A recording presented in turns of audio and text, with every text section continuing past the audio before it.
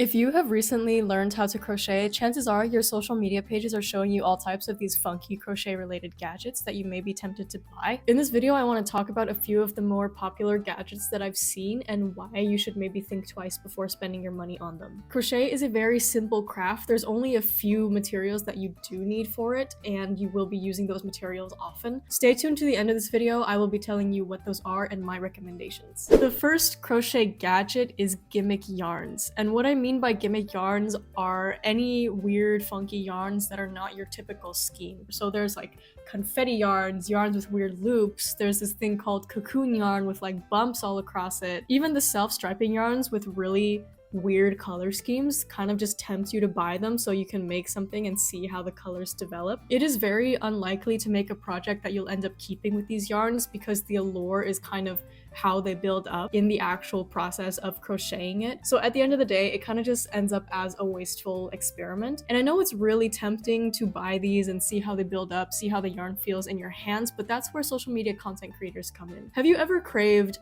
a food that isn't in your region or that you can't afford? So you watch somebody on YouTube doing a mukbang eating that food, or maybe there's a product that you can't afford, so you watch an unboxing of it on YouTube of somebody else opening it so that you can kind of experience what's out of reach vicariously. There's a lot of crochet content creators that do buy these yarns and they experiment with them and they do reviews and ratings. So Lola B at Your Crochet Babe has an entire series on her YouTube shorts where she does exactly this. So she buys all of these funky yarns and she makes things and she talks a little bit about what it's like so that you don't have to. So instead of wasting money to buy these yarns and make a project that you're not going to keep, curb your curiosity with the use of social media content creators. The next one is trending patterns. So there have been a lot of crochet patterns that have gone viral on social media, and it's really tempting to buy that pattern and make it for yourself to see what the hype is about. I would say, however, unless you are buying a pattern to make something as a gift for somebody else, give it some time to see whether you really want this pattern or whether you just want to hop on a bandwagon. Usually when I see a pattern I like and I want to make it for myself, I will bookmark it and I will give it a couple weeks. When those weeks have passed and I still want to make that pattern, then I will go ahead and buy it,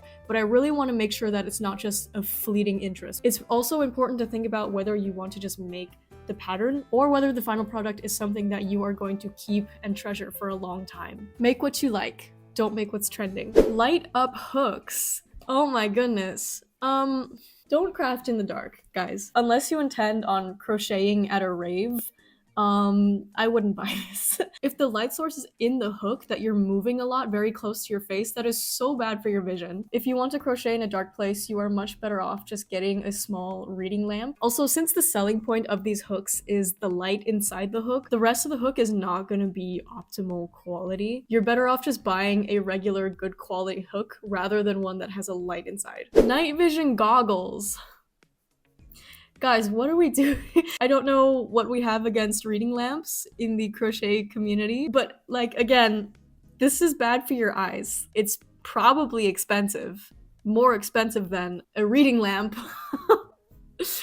I don't know, man. So real quick, this is my little portable reading lamp. It's battery powered. This is what I use when I'm crocheting like in the bedroom and my partner is asleep next to me and I don't want to like turn on the overhead lights. There's a little slider so you can adjust the brightness. It's battery powered. There's also this little clamp thing at the back. If I'm reading, I just clamp this onto my book. If I'm crocheting, I like to just attach it to like my collar somewhere. This is what I use instead of light up hooks or night vision goggles. It's so much more versatile and it gives me a good concentrated light source.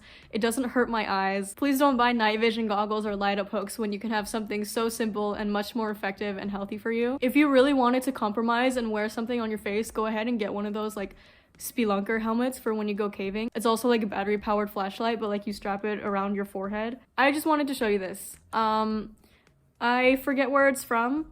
It says if. I'm gonna try to find an affiliate link and link it below, but even if I don't, get something like this if you really need to crochet in the dark. I imagine the person who made that one viral video probably just bought the night vision goggles to make a viral video. Unless you're camping, I guess if you're like camping in the wilderness, if you're like in a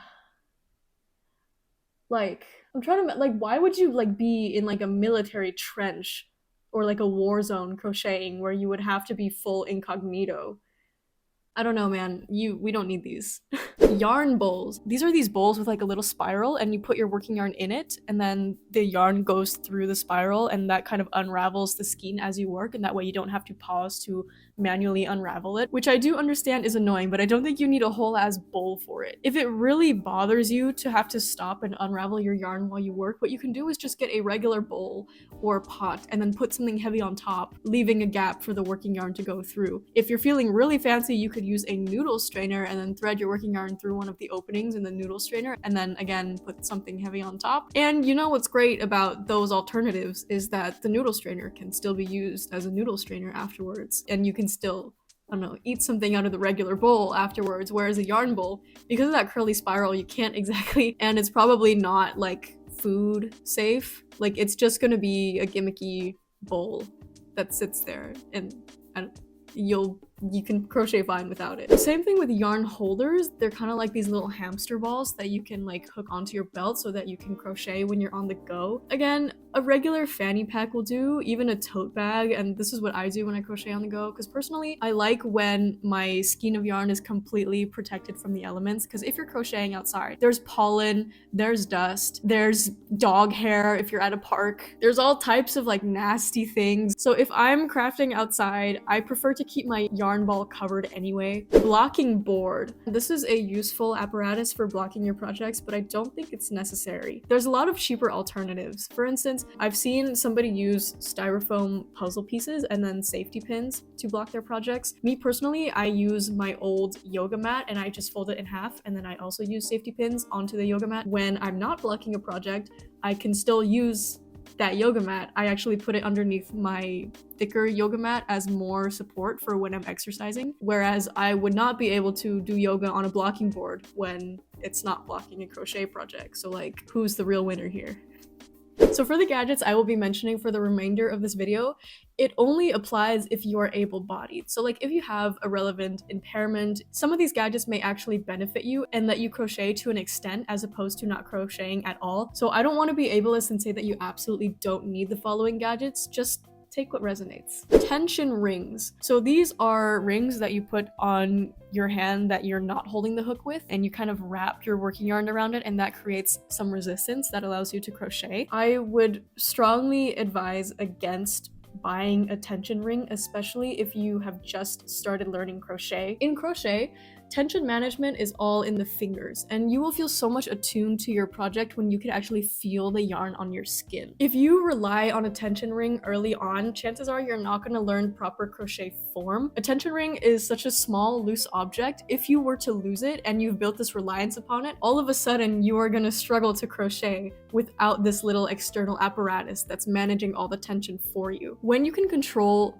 the tension of the yarn with your own hands, you can manipulate it according to what your other hand and what your project needs. Project types, yarn types, they all demand a different type of tension that you can tailor using your own fingers. A tension ring is just one gauge perpetually. So in the long run, it's not as useful or versatile as your own hands. And again, that obviously applies only if your hands are like completely healthy. You don't have any type of paralysis or arthritis or carpal tunnel. Lazy glasses. Lazy glasses kind of like change the angle of your vision. So for instance, if I'm looking at you now and I'm sitting upright and I'm wearing lazy glasses, they could help me see what's on my lap. So that way I could work on a crochet project, keeping my hands low on my lap without having to like hunch my back and my neck to look down at it. And that would potentially save me from some neck strain. The thing about lazy glasses though, now, yeah, just like the light up hook and the night vision goggles, it's gonna strain your eyes. So you're kind of choosing between eye strain or neck strain, but the eye strain comes at a cost of whatever these lazy glasses cost. I mean, crochet is gonna strain you no matter what if you do it for a long time. Wearing these lazy glasses just gives you incentive to lay sedentary for a long time, which is not good for your body. If you need to crochet for long periods of time, maybe you have a deadline or you do this for a living, focus on prioritizing good posture instead of relying on lazy glasses. Sit at a desk where you can like rest your elbows while you work so that that you're not craning your neck to see your work. Keep your back straight. For me, when I'm crocheting for long periods of time, I'm rotating positions. So I'm on the couch for half an hour, then I'm at my desk for another half hour, and then maybe I stand for 15 minutes. Also, I just don't crochet for long periods of time. I will get up, I will do stretches, eat a meal, take a walk. If you're wheelchair bound, bed bound, by all means, if you think lazy glasses will make crochet more accessible to you, go ahead and buy it. Otherwise, I wouldn't recommend these. This last one I have mixed feelings about, and it's these compression gloves. Because while I think they are effective, I simply don't think you should be crocheting to the point where you need any type of pain management intervention for your hands. If you feel pain or inflammation when you're crafting, simply stop. This goes for any other activity.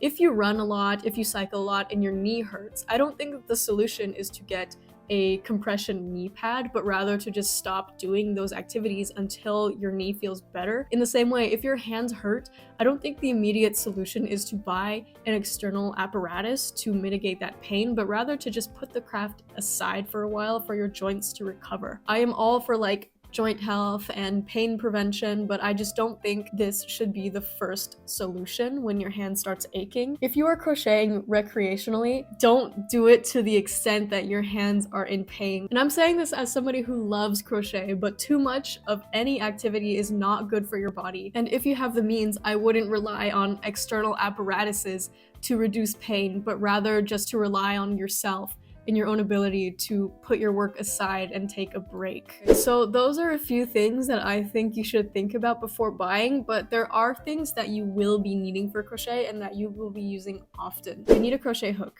obviously, but get a good one, a good ergonomic one with a flat handle that's gonna have a lot of surface area for your thumb to support itself against. I have one go-to hook that I use for almost all of my projects now. It is the Clover Soft Touch, and I have it in size G, which is 4mm. You will need stitch markers. Actually, you don't even need stitch markers, you need something to mark your stitches. It doesn't have to be an official stitch marker. You could use yarn, you could use a bobby pin, you could use a paper clip or a safety pin, any sort of small thingamabob that you can easily attach to and remove from your stitches will suffice as a stitch marker. You will need some scissors to cut your working yarn when you are finished off with a project. You will need a needle for sewing parts of your project together and weaving in the tails. And finally, you will need yarn. I just keep a small stash of medium to lightweight yarn because that's what works with my 4mm crochet hook. Normal yarn, not the crazy funfetti stuff. Let me know if I missed any gadgets in this video or whether you agree with anything I said. Like I said before, crochet is super simple. It's fairly minimalist, and that's one of the reasons why I like the craft. So I think it's a good practice to keep your crochet related belongings to a minimum and be very intentional about things that you do want to buy. Thank you for watching this video, and I will see you next week. Bye.